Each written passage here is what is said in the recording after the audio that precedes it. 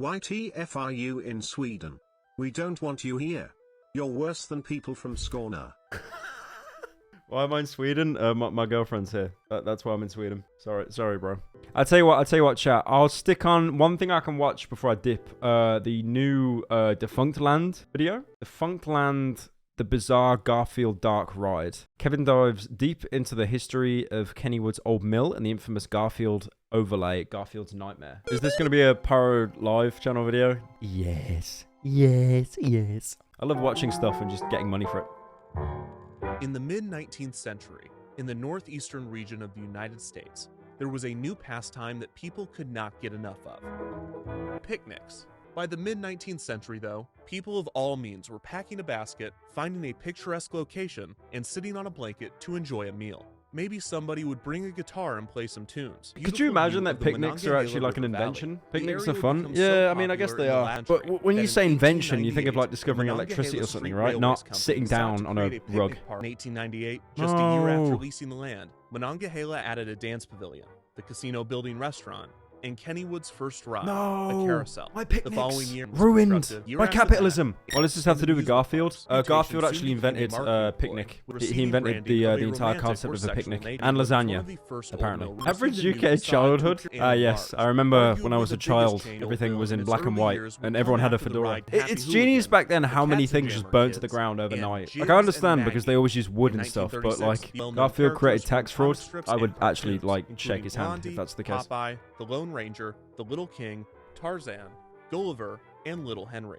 In 1957, the old mill was themed. What is Little Henry? What the hell was that? Little Henry is literally just Charlie Brown from Snoopy, but bold. Where is Garfield? I don't care about this. Where is Garfield?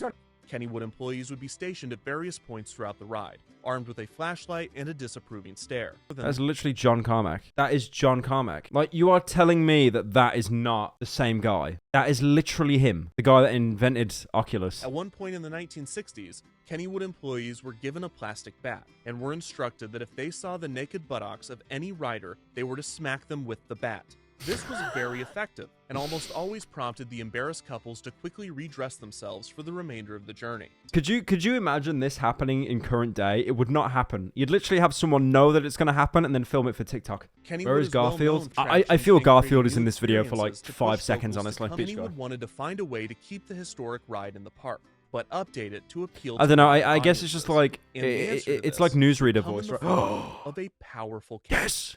Named Garfield. Yes! Yes! By cartoonist Jim Davis that debuted in 1976. I'm so excited. The eponymous orange tabby cat needs no introduction. The general public is well aware of his love of lasagna, hatred of Mondays, and his trademark I also love laziness. lasagna Garfield, along with and his hate dorky owner Mondays. John, John's naive dog Odie, and a cast of other recurring characters Garfield found their ways into the comic section. Who the hell is Lyman? Who is Irma?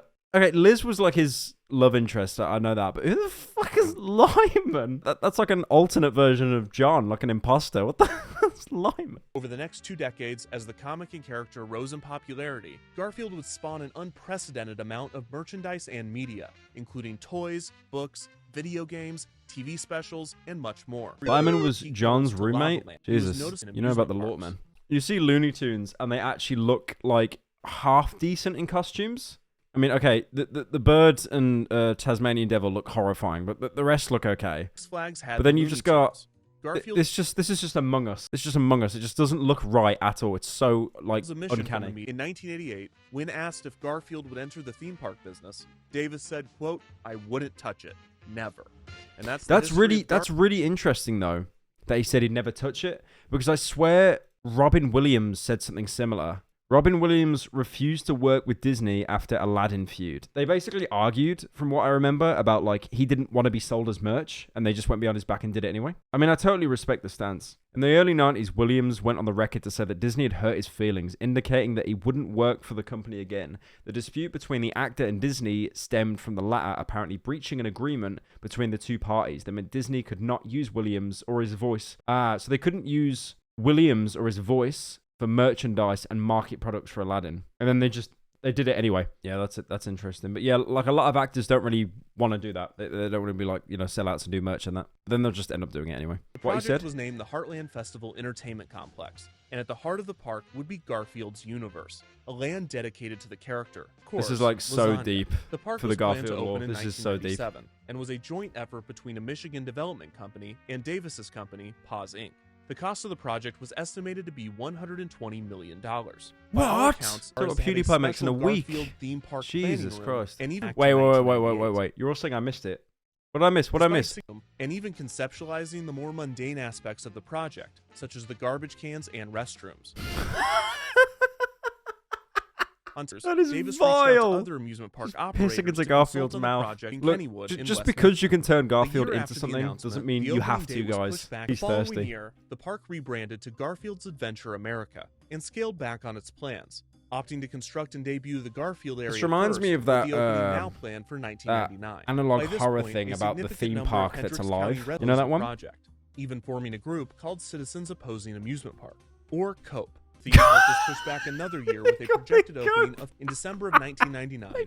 Kennywood officials at trade You actually can't make this up, man. You can't make this up. I've literally seen YouTube pranksters harass refugees, and now a Garfield society called COPE. The integration was successful enough that Kennywood and Paws Inc. extended their agreement, further cementing Garfield's presence in the parks. Kennywood's Kittyland would receive more Garfield theming, and in 2002, the first Garfield ride opened at Kennywood, named Garfield's Pounce Bounce. It literally, looked like a block of Garfield cheese, is not like a child-friendly character. Statue.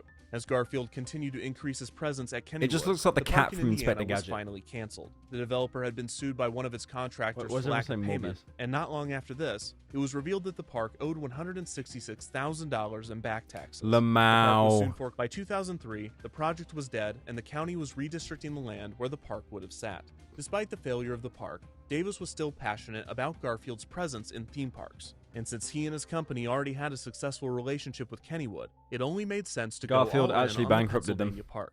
It was time for Garfield to get his own dark ride. The first one, lasagna too expensive. Lasagna stocks through the roof. The history of the old mill and the history Thank of you, Garfield Paperboy, for the sub. Davis and Paws Inc. wanted a Garfield dark ride, and Kennywood wanted to retheme the old mill. The timing was perfect, and even better, Kennywood already had a designer in mind. Larry Kirshner, the owner of the haunted house design firm Halloween Productions, had recently installed an attraction at Kennywood, telling park management that if there ever came they're an actually going to make a opportunity haunted house out ride, of Garfield. Kirshner and Halloween Productions wanted in. Kirshner recalled wanting to design a dark ride so this bad is gonna that be he would so almost good, do it man. for free. When the Garfield Old Mill retheme was discussed, Kennywood reached out to Kirshner, who happily accepted the job. Kirshner's plans for the attraction included animatronics and 3D effects, and his background in haunted houses would lead him to pitch a Garfield ride with horror and comedy aspects, not dissimilar to the Old Mill's hard-headed Harold theming. However, Kirshner's plans were too ambitious. Where's Garfield? He recalled, quote, "We wanted to make it look like a billboard smashes open and there's a Frankenstein food character, and then we squirt them all with water. I wanted to do other CGI effects so it wasn't so static and so the characters were interacting with them. Obviously, big effects like this were difficult to achieve in the retheme's limited budget." What do you mean, like, a limited budget, it's hard to do? Like, you just have someone in the background, like, squirt them with like a bottle of water or something. Like, how is that too expensive? No. Do you know how much a bottle of plastic water costs? That you can refill every time? One of the things we had to do was not make it too spectacular because it doesn't have a high capacity. Imagine being told, like, your instruction is to make your, like, dream creation average. It just makes no sense at all. Yeah, don't make it great. Just make it eh. In the window of the mill house, a frightened Garfield could be seen inside as the shutters opened and closed. Oh, nice. They just added, like, Garfield in a window, and they called it a Garfield ride. This is the most frightening adventure you will ever be on. Unless you have cheese. I like cheese. So give me some cheese and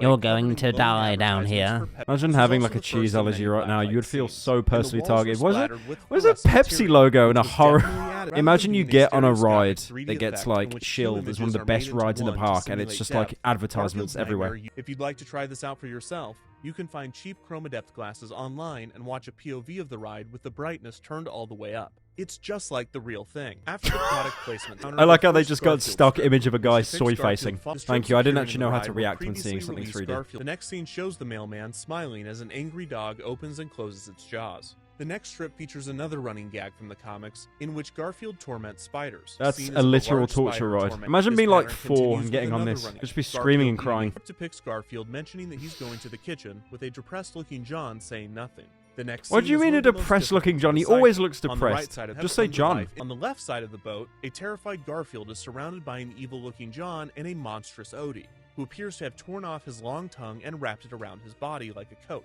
There is also a zombie hot dog monster strapped to a table wearing sunglasses. The final strip and I'm sorry. How could you find that terrifying? Why did they give him like the MLG glasses? That's like someone's profile picture they'd have on TikTok or something. As guests reach the end of the ride, a final strip appears on the wall. Garfield says, quote, "What a great ride. It was kind of scary, but it's over now," while the creatures from the ride follow close behind. I mean, that's This clever. appears to be the I only like that Garfield bit. strip That's created probably the best bit of the specifically for ride, attraction. even though it's just a comic strip. But who cares what Kennywood regulars, Garfield fans, or even children think? The real demographic that matters is the one that gave Garfield the of the Mill 20s its beats. century-long reputation. Young couples. In a Pittsburgh Post-Gazette report before the ride's opening, Kennywood officials assured fans that, quote, Thank you, "We Quantress, haven't the messed with resub. what made the Old Mill, which the Gazette took to mean that, quote, "Couples will still be able to find a suitable spot along the way to, exchange pleasantries." This persistent mentioning in official media of the ride's reputation as a love tunnel sent me down a rabbit hole that I could not have anticipated. Full disclosure for anyone that is not aware, every amusement park ride This time you have ever Garfield has been on or depression will and he ever fights go the on demons in his has head. been the source That's of actually the funny best business. description of Whether that it's at your ride I local can think of. amusement- Have you or someone you know ever made out or made love in the Old Mill Dark Ride at Kennywood Amusement Park? If so, please email your story to If they IMadeLove. did it, they're not going to be on Twitter. They'll probably be in a retirement home by now. When guests were given 3D glasses, the often rambunctious riders would make a game out of throwing them onto the ride, trying to land them in the mouth of the dog or hit certain objects. Oddly, the upkeep of the ride was so poor that the whites of the eyes of the characters in the blown-up comic strips were either faded or removed. What the? Look at that. That looks terrifying. That's like Sonic EXE. Look at that. Oh my god. Resulting That in actually many looks even fearing more scary. permanently Kenny the Kangaroo reclaimed his throne in West Mifflin and even got a sidekick. Does he look familiar? No.